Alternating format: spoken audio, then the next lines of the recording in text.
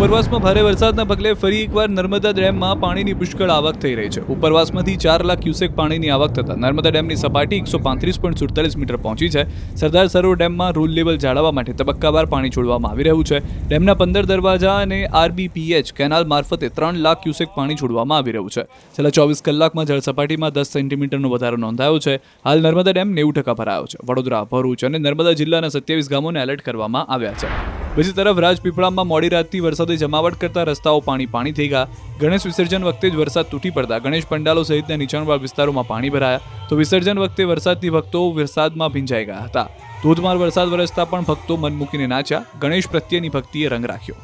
આ તરફ કાલિયા ઠાકોરની નગરી ડાકોરમાં સવારથી મેઘરાજા ઓળઘોળ થયા હતા. ડાકોર, નેસ, કાલસર, ધુણાદરા, સુઈ, બોરડી, રણછોડપુર સહિતના ગામડાઓમાં ભારે વરસાદથી રોડ પાણી થયા. વરસાદથી વાતાવરણમાં ઠંડક પ્રસરી. પંચમહાલ જિલ્લામાં મેઘરાજાએ વીજળીના કડાકા ભડાકા સાથે આગમન કર્યું. આજે વહેલી સવારથી ઘોગંબાના પૂર્વ વિસ્તારમાં વરસાદી માહોલ જોવા મળ્યો છે. યાત્રાધામ પાવાગઢ ખાતે મેઘરાજાના આવન જાવન વચ્ચે ભક્તો પણ સર્જિત વાતાવરણમાં રેઇનકોટ સાથે ગરબે ઘૂમી રહ્યા છે. આ તરફ વડોદરામાં વહેલી સવારથી મેઘરાજાએ સ્ટ્રાઇક કરતા સંસ્કારી નગરી ડૂબી ગઈ. સયાજીગંજ, જેલ રોડ, દાંડિયા બજારમાં પાણી જોવા મળ્યા. અલકાપુરી ગરનાળું પાણી ભરાતા બંધ કરાયું. QR કોડ સ્કેન કરો અને ડાઉનલોડ કરો ન્યૂઝ 18 એપ. મેળવો ગુજરાત અને દેશ દુનિયાની પળે પળની અપડેટ્સ.